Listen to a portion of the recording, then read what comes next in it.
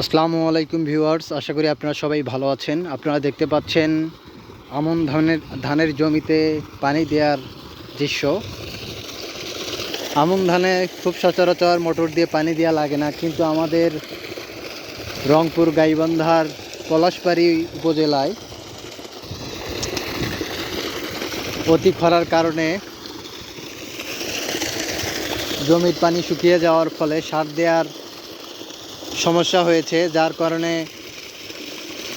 Motor দিয়ে পানি দেওয়া লাগতেছে। দেখতে পাচ্ছেন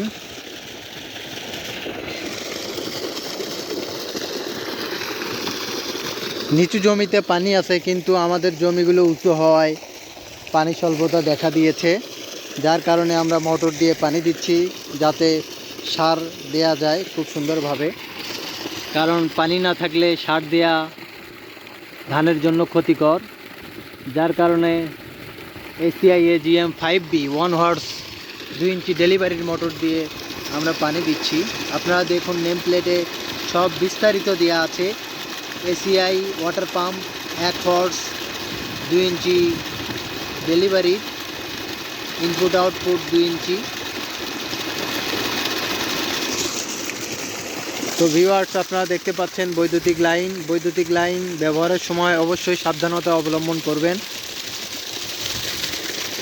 কারণ এই বৈদ্যুতিক লাইন সংযোগ দিতে যে আমি দুর্ঘটনাবশত শর্ট খেয়েছি। তো অবশ্যই সবাই আপনারা সতর্কতার সাথে বৈদ্যুতিক লাইনের সংযোগ দেবেন।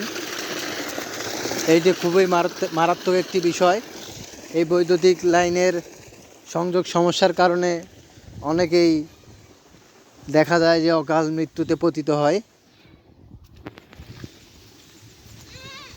তো ভিউয়ার্স, দেখতে পাচ্ছেন পানি চলে যাচ্ছে ড্রেনেজ দিয়ে।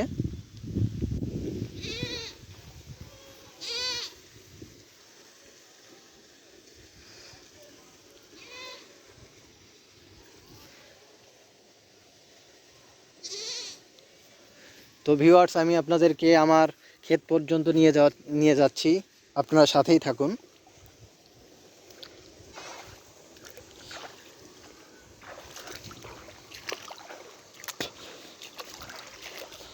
তো দেখতে পাচ্ছেন পানি ড্রেনেজ দিয়ে চলে যাচ্ছে। এই জমিতেও পানি দেওয়া হলো, এই যে পানি যাচ্ছে উঁচু নিচু জায়গা দিয়ে।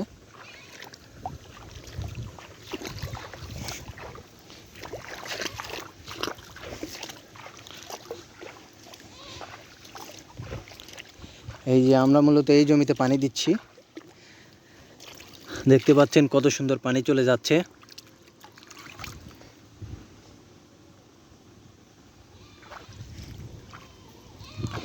এই জমিতে মূলত সার দেওয়া হবে কালকে, যেহেতু আজকে সন্ধ্যা হয়ে গেছে প্রায়, আজকে আর দেব না। এবং এমনকি এই অংশে সার দেওয়া হয়েছিল, কারণ এটি আগেই রোপণ করা হয়েছিল, যার কারণে দেখতে পাচ্ছেন এটা সুন্দর সবুজ দেখা যাচ্ছে। কিন্তু এই অংশ পরে রোপণ করার কারণে এই অংশ এখনও সার দেওয়া হয়নি। দেখতে পাচ্ছেন দুই অংশের ধানের পার্থক্য। তো এই অংশে কালকে সার দেবো ইনশাআল্লাহ। তো ভিউয়ার্স, দেখতে পারলেন আমন ধানের জমিতে 1 হর্সের মোটর দিয়ে সেচ দেওয়ার ভিডিও। ধন্যবাদ সকলকে। ভিডিওটি ভালো লাগলে অবশ্যই সাবস্ক্রাইব করবেন চ্যানেলটি। তো ধন্যবাদ, আজ এই পর্যন্তই।